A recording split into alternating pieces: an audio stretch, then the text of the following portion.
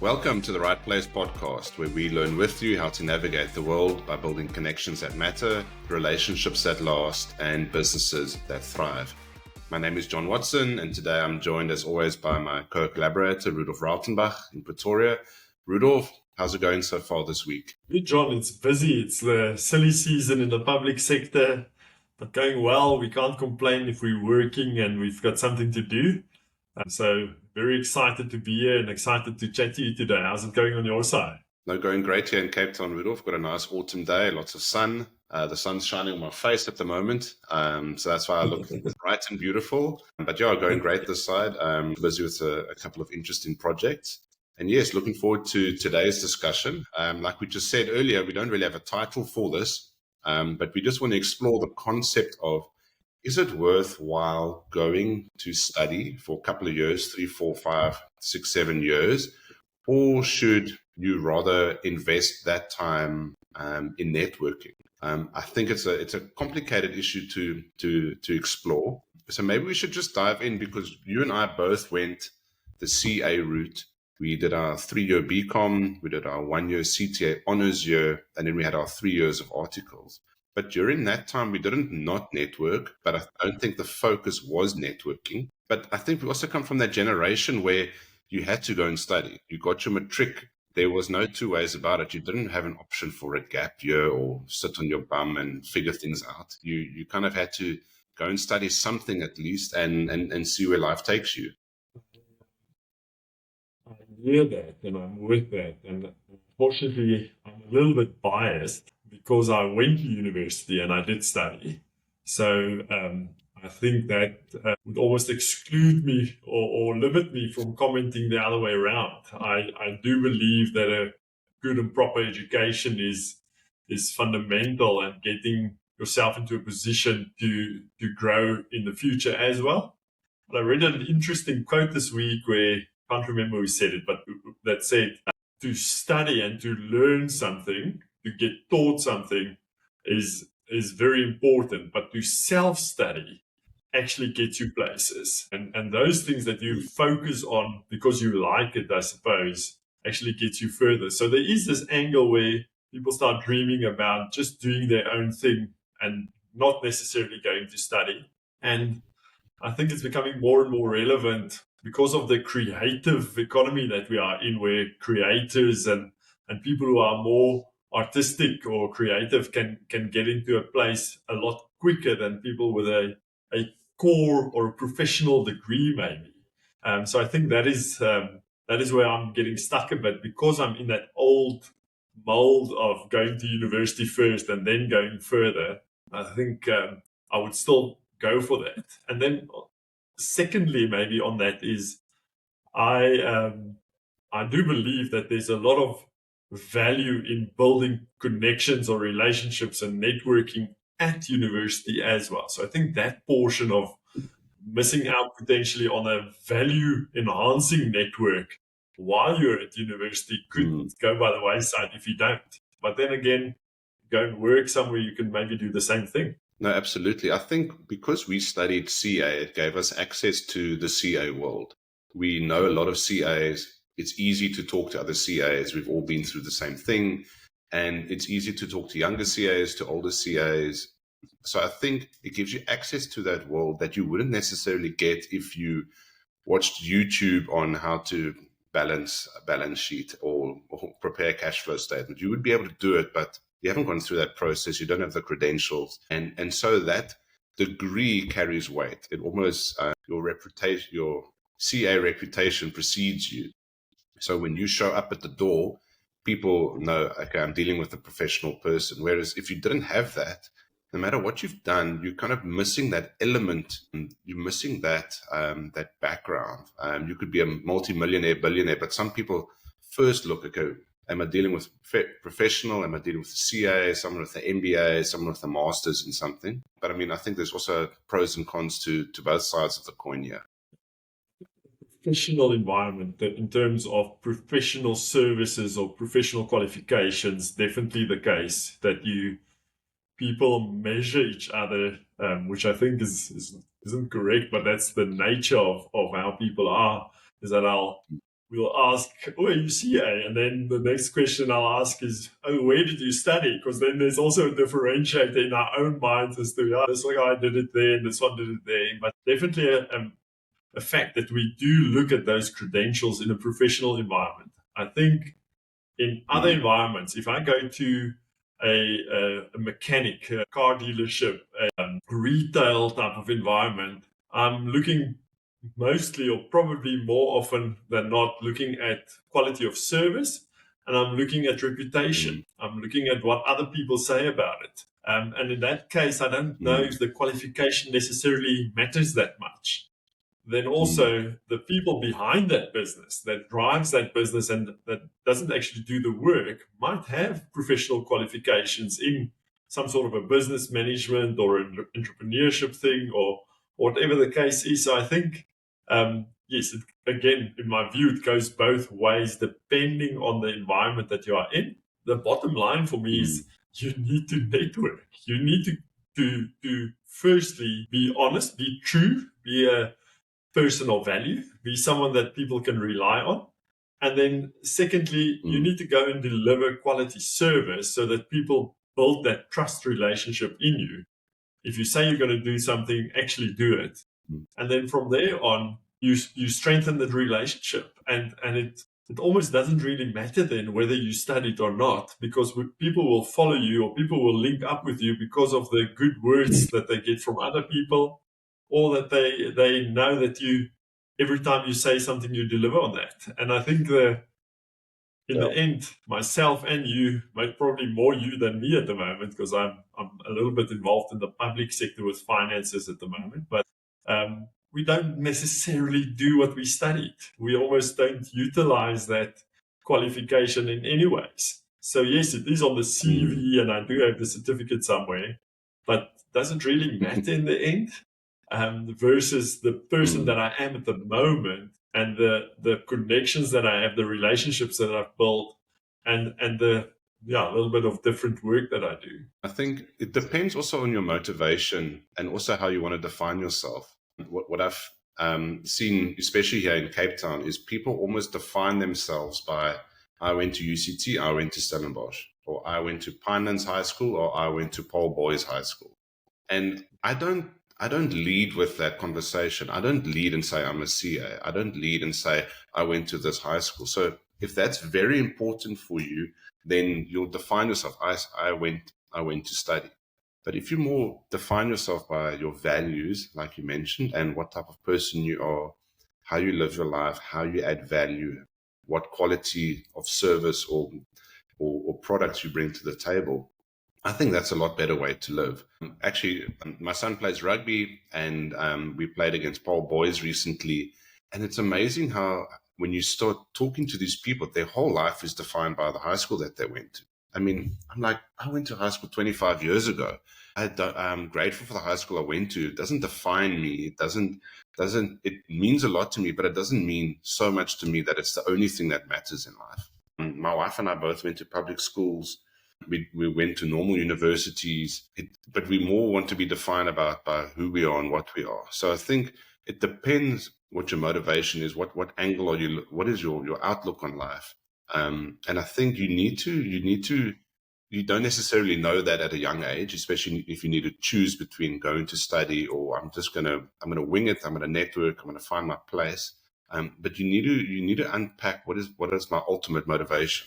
I think it becomes very difficult when you're at school and you need to make this decision, because we way past it and we've done that. But if I think about a kid at school, at the beginning of the year, I had a bit of a one-to-one with a grade 9 pupil here in Centurion, and he told his mom, listen, I don't want to go and study. I want to be an entrepreneur. I don't believe that the university or the school can teach me what I need to know to be able to do what I want to do. And she asked me to speak to him, which was a bit tough, because if your parents tell you to do something, then you don't want to do it at that age. So I had this conversation with him, and the only thing that came up on the day that I could challenge him with was to say, okay, you want to be an entrepreneur, you're still at school, so you're trying to prove to your parents that you don't need to go to university because that's not something that's going to help you in the long run. Why are you not an entrepreneur now? Why are you not doing that already? Because if you want to start a business, what is that business? What is it how does it look? What does it look like? And why are you not actually doing it at the moment? Start with something small. So he told me 1 or 2 stories of things that he made money with in the past. He went hunting and sold the meat and so on, which is fine. It's good starting points and good steps to take. But in reality, if you go out of school, then you've got nothing. You don't have the degree, but you also don't have the business. So it's a very difficult decision, I suppose. If you're in grade 11, next year, your results of that year goes into your application for university or college or wherever you want to go. And you need to make that decision at an age where you don't actually know what's going on in the big world.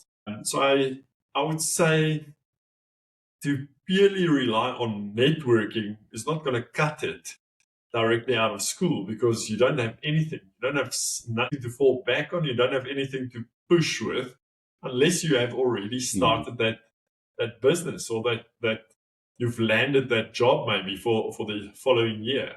But I personally would still encourage, I've got one son, I would still encourage him to go to university and maybe study something that excites him, but utilize that time to build a network that has value, that actually assists him in the longer run as well. And if I was back at varsity, I think we mentioned it earlier on in the year on one of the recordings as well. If I was at varsity now, I would utilize that time to build relationships that I can make an impact with. Whereas when I was at varsity, it was more about having fun, obviously, which I suppose most people do.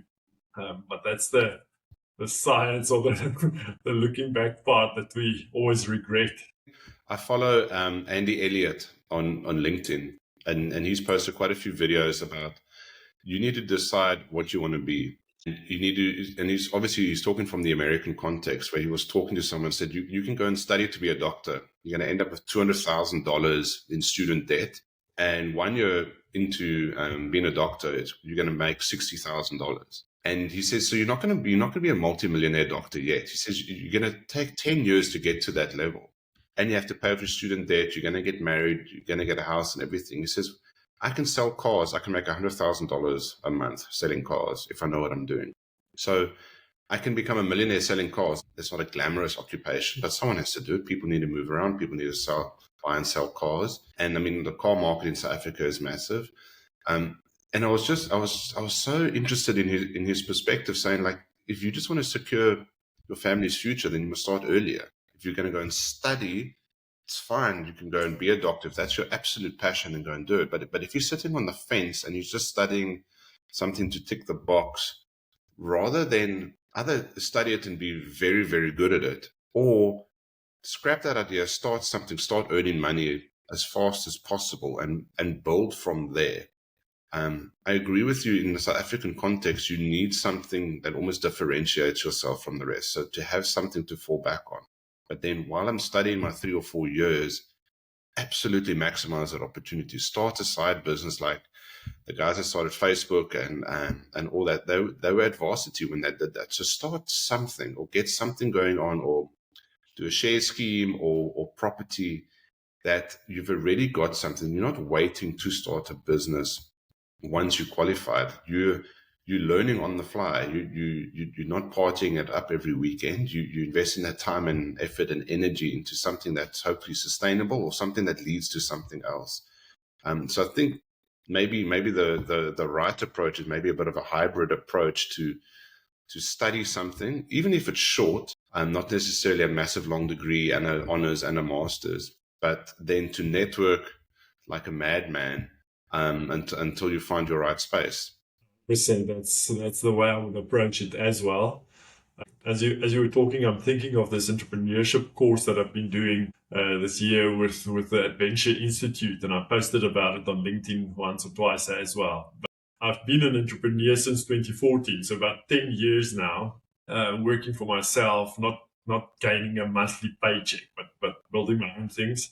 And then I enroll for this course. It's only 7 or 8 evenings over a period of time. And I thought, let me just do it. I think maybe I'll learn 1 or 2 new things. But in fact, every single evening, it's 2 hours every other day. Every single evening, I've learned probably most of the things that we mentioned in that session was new to me. And not that I didn't know about it, the application and the way it works is just different, the way they apply it. So for instance, in terms of economies, we look at what they call a social economy, which is more of your non-profit environment, which I also work with a little bit, but the way it's explained and the way it operates made a lot of sense to me suddenly. And then there's also the creative economy, which I never thought of, but all these online methods of making money and artists and different things that came about now because people are sick and tired of doing the same thing that happened in the past, and they get creative in different ways and a whole new economy. And I listen to it, and I'm the oldest guy in the room on the course, apart from the presenters, but I'm the oldest guy there. And the other ones are still studying or doing articles or 1 or 2 that's in school actually. And I was so impressed with the fact that they're actually investing in their time in entrepreneurship training already while they're still studying. And I think it's a great way. I mean, those kids on that, I'm saying kids tongue in cheek, but they on the call, if they would phone me, they've got my number from the WhatsApp group. If they would phone me and ask for a favor or a connection or a little bit of mentoring or time, I'd obviously be more than willing to assist, purely because we've now gone through this process together. But from their point of view, they've taken about 20 hours of their time, invested a few rands, and they've not only gained access to a lot of knowledge, but they've built relationships over the course of 4 or 6 weeks with the likes of myself, 2 brilliant business leaders. The one guy that presents is the person who brought Thule, the transport things, the bicycle racks and so on, brought that to South Africa from Sweden. So they own that franchise there. So it's big business people that are on this call, and they've got access to them, which expanded their network. And if I was in that position, I would try and keep that relationship flowing, not by bombarding people, but just checking in every now and then, maybe having coffee once a year, once in 6 months, and just keeping in touch so that there is a continuous relationship. Because to meet someone once off is not good enough. That is not a relationship. That's just, I've got your number. But I think if you go through a similar experience, and it's in various ways, it's through these courses, it could be at church. A lot of people that I chat to during the week or once a month or so are people that I've met through the church environment. It could be because of the kids' school. A lot of people that I actually talk to quite often these days are parents of other kids at my child's school, because we see each other every now and then around the sporting field. So many ways to meet people, but you can't call it a relationship if you don't foster it and build it. And that I think is where the value sits. And I would still do it if I'm actually studying something as well. And I would, even if I don't go and study full time, I think that's something that we haven't touched on, is to look at studying potentially part time while doing the other thing as well. And through that studying environment, you need to meet a lot of other people as well, and build relationships through that. No, absolutely. I think the nowadays generation has so many options available. We had, you can go to university, you could go to college, you could go learn a trade, you could take a gap year, you could go overseas. Nowadays, I mean, you can sit at home and watch YouTube all day and literally educate yourself on how to build websites or take on the AI world or whatever you want. And I've seen Gary Vee talk a lot about YouTube. He says YouTube is the best university in the world. I mean, I've also noticed if I need to fix something or I'm not sure about something, I don't Google it. I just YouTube it, because there will be a video on it. People make the craziest videos about every single topic under the sun. So if you don't know how something works, YouTube is your friend. And that's not talking even about all the online universities, Udemy and the Khan Academy and places like that, where there's free education available. So there's almost no excuse not to be educated on something. I think the part-time studying thing is maybe another interesting angle to explore, because you could be almost like an apprentice at a company. You're not going to be earning a fortune, but you're seeing how the business world works. You doing a little bit of work, you're studying part-time, and you're building up your network and you're building up your knowledge at the same time and getting first-hand experience, which always looks good on the CV. So, that's also a different angle. Like I said, the possibilities here are endless. You need to decide, how am I going to maximize this time? If you're just going to go to varsity and not network, and like we said before, you're going to be almost at the bottom of the pile, because you're going to be someone with a degree, but you don't have that network to almost execute and use your degree or find the best job within your sector, because you've ignored the networking side. Yeah, there's just so many angles to this. Yeah, I want to come back to the networking, that word, and people think, and I say that because when I have a conversation with people, that's what I get from what they're saying is, networking is attending an event like the IBN or the CBN or whatever else. And I don't see it that way. That is just to meet new people or to belong to some sort of a community. But networking is actually relationship building. It's about connecting with people to ensure that you grow that relationship over a period of time. So it can't be a once-off thing. If it's a once-off thing, it means you took a selfie and you posted it somewhere on social media, and you can say, listen, I attended this, or I met this person. That is no relationship. So you need to invest time and effort into fostering and building this relationship. And it's going to take time. But I also believe that you probably only need about 20 people in a strong network to make things work, because from those 20 you can build it out. I can connect with John. We good mates, we understand each other, we've been working together and so forth. So if I need something, which I've done many times, I can ask John, listen, I'm struggling with this. Do you potentially know someone that does financing? And John connected me with a person. And it doesn't mean that I'm going to come right with financing. It just means that I've got another opportunity that I can go and explore. But fact is that I wouldn't have been there if I couldn't ask John, because I don't know him. So firstly, I had to meet him. Secondly, I had to keep in touch with John. I need to build relationship with John. And once I am at that point where we can trust each other, but also we can refer with confidence, because I think that is critical. Is I cannot ask everyone for anything, because they might just say, listen, I don't know you. I can't risk my reputation sharing something with you. So we first need to understand each other. We need to know each other. And yes, I do give of my time freely as much as I can to people.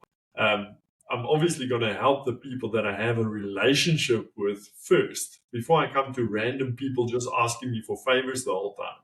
So the relationship building part is extremely important, and that you can do at varsity, you can do it at work, you can do it through part-time study, you can do it through any community that you belong to, whether at a religious organization, whether at in your neighborhood, whatever the case is. There's so many opportunities around that. Sporting things, if you play a bit of cricket, or probably anywhere that you go to, you can start that relationship. But then to keep in contact, to build on that is the most important part. And I suppose in the end, if we want to answer the question from my point of view, is go and study, but use that time to properly network. And that network is to build proper relationships, long-term, lasting relationships of value.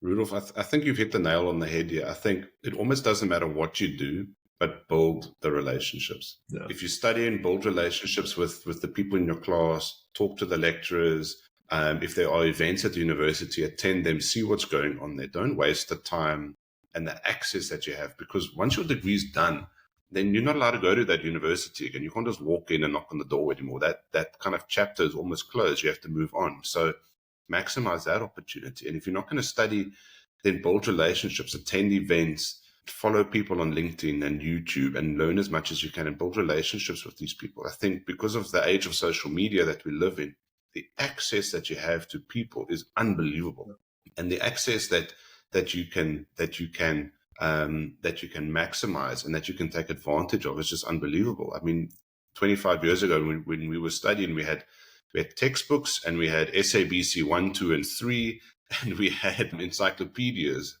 and you didn't have access to business leaders. Now you've got access to all the books and all the knowledge that we had access to, plus countless podcasts and people online, and you can ask them anything, and you can follow them on LinkedIn, and you can see what people are thinking, and you can DM people. And so you've got unbelievable access to find knowledge, to gain knowledge, to cultivate ideas, and you need to take advantage of that. I mean, we're living in this information age, and like I said, you don't have to be connected to hundreds of people.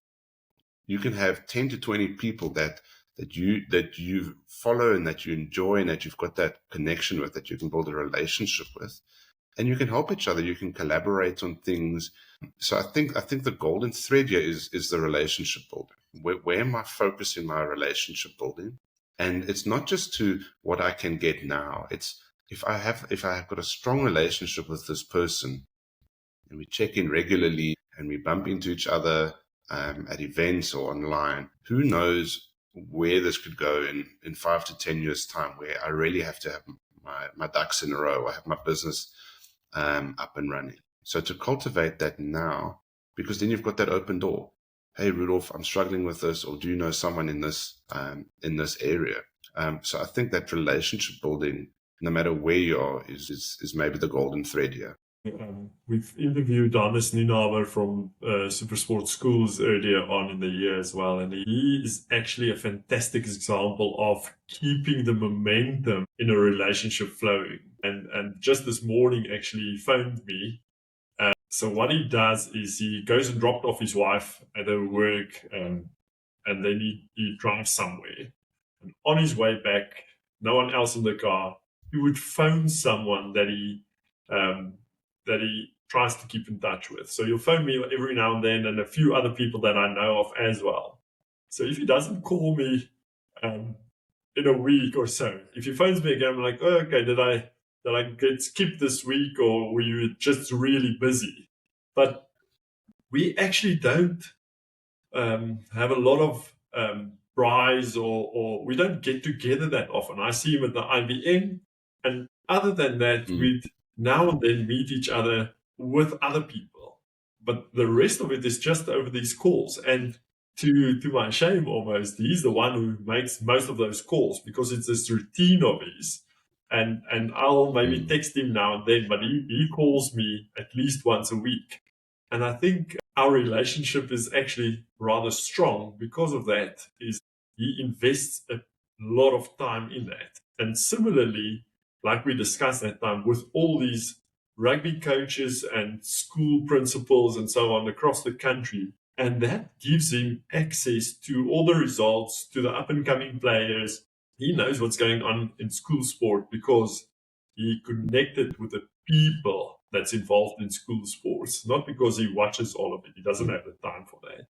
And I think that is the way to go about it. He fosters the relationship, and because of that, it becomes personal to both of us. And if he phones me, I'll do whatever he wants, as much as I can, obviously, to assist with a problem, or to connect him with someone, or to bounce ideas off, because we actually mates now, we're friends now, we understand each other, and we can work from that foundation up onwards. And yeah, if we can get that right with a number of people in different areas of life and different environments, different jobs or professions, then I think you've got a network that will work for you in the longer term as well. No, that's wonderful to hear. I think it's a great example of just maintaining that relationship. And I think, like we've said before, if you braai with someone 2 or 3 times a year, it's actually a lot, because everyone is busy. They're doing their own thing. They've got kids. They're going overseas. They're working hard. So you need to find a better way to to maintain those relationships. And contrary to popular belief, normal cell phones can actually make calls. They're not just there for WhatsApp and Instagram and LinkedIn and stuff. You actually can still phone people and just pick up the phone, check in, how's it going? You're not looking for anything. You're just almost keeping yourself top of mind and maintaining that relationship. And I know the younger generation, they're almost allergic to talking on the phone. They'll send you messages all the time. But sometimes just pick up the phone, check in with someone, build that, just reinforce that relationship. You don't have to keep building the relationship. The relationship's there, but just reinforce it, keep that connection alive. And that will pay dividends further down the line because you've got that contact. I think we've landed this is irrespective of what you plan to do, whether you study a profession, or if you study something a bit more creative or a bit more arbitrary, or if you don't study at all, you go to work or you take a gap year, any of those, the core of building a successful environment around you is to build proper relationships and connect with people at a level that is not just on face value, but actually a deep connection that will last for years to come. And if you can get that right, your network has value because you can rely on those people, you can ask them anything, and then the world's your oyster. I think the crux of the matter is you need to eventually take this seriously. It's like that old adage, when was the best time to plant a tree? 20 years ago, the second best time is today. So start working on those relationships, those key relationships today, and later down the line, they can pay dividends for you. I think we unpacked a lot. I didn't have an answer in advance because I was torn between this new way of doing things and the way I did it. But I think we probably came to the conclusion at the end that it doesn't really matter as long as you do it well and you consider the person. So another very good chat. I enjoyed this one quite a bit. And I also see a lot of places where I have to go and improve in terms of building proper relationships and not just being on the surface, not just scratching that surface, but actually to go a bit deeper. I think we are figuring this out as we get older as well, and looking after the key relationships that we have. And I mean, you and I have had that relationship for 18 years, and we've been checking in with each other regularly. And I mean, it's been fruitful on both sides, I think. And I would just encourage the younger people to keep learning. Just keep learning, just keep figuring stuff out. The access that you have now is just unbelievable. So don't live in a hole. Don't just follow the TikTok trends, but use the access that you have to your advantage to level up, to network up, and to elevate your visibility as well. Thanks, John, and goodbye, everyone. Stay well. Cheers, everyone. We'll see you next time at the right place.